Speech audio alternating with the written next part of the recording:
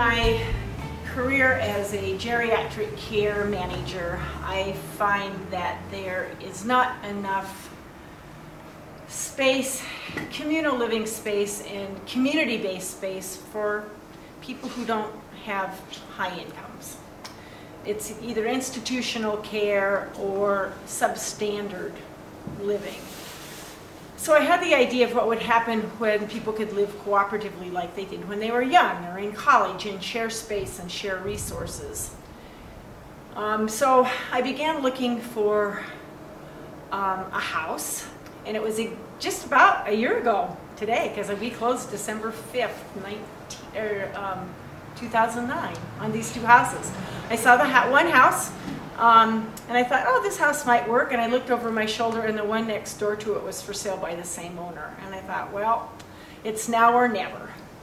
So I'm also engaged in community ministries as a Unitarian Universalist, so I thought, well, now's my chance to create something that doesn't exist. So I started Lexington Cooperative Ministry, Inc., and we've hit the ground running. And in the past year, we purchased the two houses. We have done a great deal of community work in demolition to prepare them for remodeling. And now we're in the building phase of preparing them as cooperative living space for 5 old women.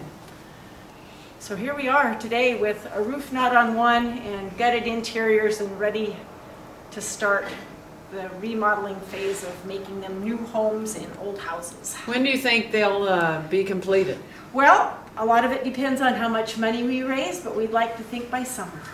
And talk to us a little bit about the wonderful partners that have come in to help, and I know that that's an incomplete list because we're wanting to have even more people to come in and help, but talk to us about that. Well, I named it Cooperative Ministry for a reason, because that's how we're going to get along in this world, is if we cooperate and work together.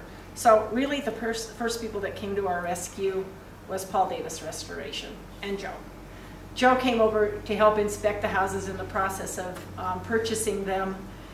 And then he came back and he said, what do you need? And I said, we need a project manager that will help direct our work, but we're operating on a shoestring budget. And Joe talked to his folks, and then the next thing we knew, Paul Davis was on board with us as our project manager, and there's been a dream come true.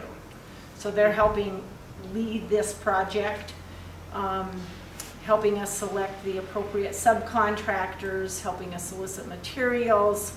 So we've got Paul Davis Restoration, we've got Clay Ingalls Construction behind us. They're providing us with windows and doors. Dupree Catering down the street feeds us. House Interior Design down the street is going to help us design the interiors. Oh boy, we've got The University of Kentucky involved? We've got the University of Kentucky involved. The Community Engagement Program sent us to the College of Agriculture Landscape Architecture program, who's helping us design the backyards and the decks. The Department of Gerontology is sending us students for studies, for helping us write policy and governance for the house.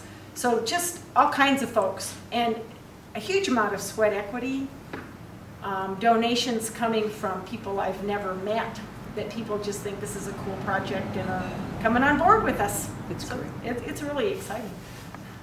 But this is going to be a bedroom. It was one of the original bedrooms in this house, which was built in the 20s sometime. So this is going to be one bedroom for one of the 5 women who eventually live here. And these women will be women with low wealth, 65 and older, who can take care of themselves, but who need a safe, affordable place to live.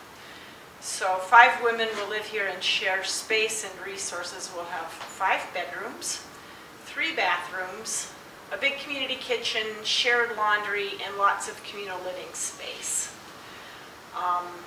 We'll have parking in the back, and it's just going to be a house where women can live together and share resources so they can get by on their limited income. You can't live when you're old on $800 or $900 a month. It's not possible.